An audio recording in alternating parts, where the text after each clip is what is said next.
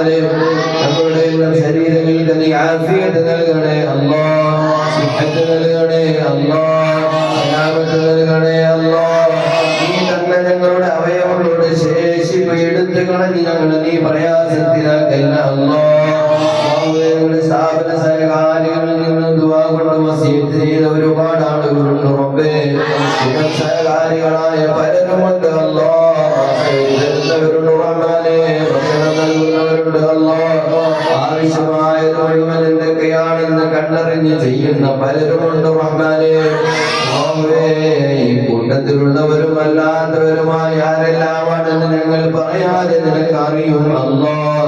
എല്ലാവരെയും ഏറ്റെടുക്കണം റഹ്മാനേ. നല്ല ഭക്ഷണം പാകം ചെയ്ത് തരുന്നവരുണ്ട് അല്ലാഹ്. എല്ലാവരുടെയും ഹൈറായ ലക്ഷ്യങ്ങൾ സർവ്വതും നീ പൂർത്തീകരിക്കണം റഹ്മാനേ. അവരുടെ എല്ലാ പ്രയാസങ്ങൾ നീ മാറ്റണേ അല്ലാഹ്. സ്ഥലമില്ലാതെ പ്രയാസപ്പെടുന്നവരുണ്ട് റബ്ബേ, അവർക്ക് ഹൈറായ നല്ലൊരു ഭവനം നീ നൽകണേ അല്ലാഹ്. എന്തെല്ലാം പ്രയാസങ്ങൾ കൊണ്ട് ബുദ്ധിമുട്ടി ദുആ കൊണ്ട് വസിയത്ത് ചെയ്തവർ എവിടെയെല്ലാമാണെന്ന് ഞങ്ങൾ പറയാതെ നിനക്കറിയുമല്ലോ അല്ലാഹ്.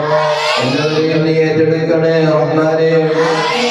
പ്രിയപ്പെട്ട ഉസ്താദുമാർ, മാതാപിതാക്കൾ, ജീവിച്ചിരിക്കുന്ന എല്ലാവർക്കും ആഫിയത്ത് നൽകണേ അല്ലാഹ്, ഇസ്സത്ത് നൽകണേ അല്ലാഹ്, ഇസ്സത്ത് നൽകണേ റഹ്മാനേ, ദീർഘായുസ്സ് നൽകണേ അല്ലാഹ്.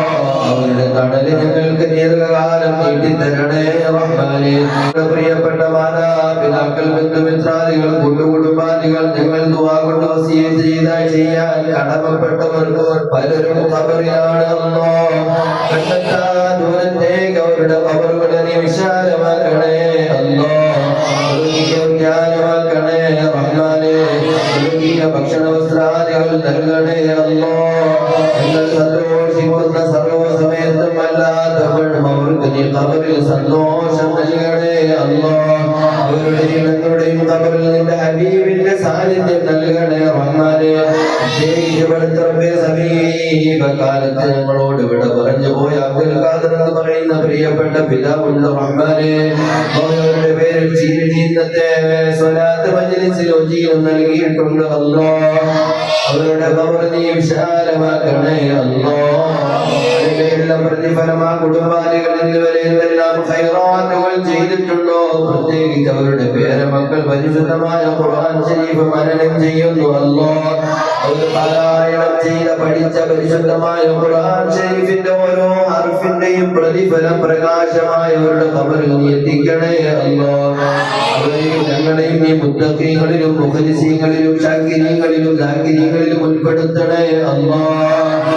അവരുടെയും ഞങ്ങളുടെയും ഖബറിൽ ഖിയാമത്ത് നാൾ വരെ സ്വർഗീയ വാതിലുകൾ തുറന്ന് സ്വർഗീയ സന്തോഷങ്ങൾ നിലനിർത്തി തരണേ റഹ്മാനേ. ഹബീബിന്റെ പൂവൽക്കരങ്ങളെ കൊണ്ട് ഹൗദുൽ കൗസർ പാനം ചെയ്യാൻ അവർക്കും ഞങ്ങൾക്കും തൗഫീഖ് നൽകണേ അല്ലാഹ്.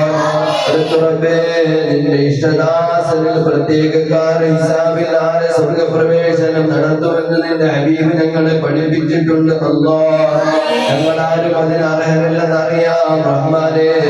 അടുത്തതായ ഞങ്ങളെ നിന്റെ കരുണ കൊണ്ടതിൽ നീ ഉൾപ്പെടുത്തണം റഹ്മാനേ.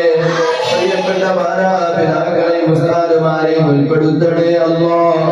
ഈ കാലം ഞങ്ങളുടെ അമലുകൾ തൂക്കി ഹിസാബെടുത്താൽ ഞങ്ങൾ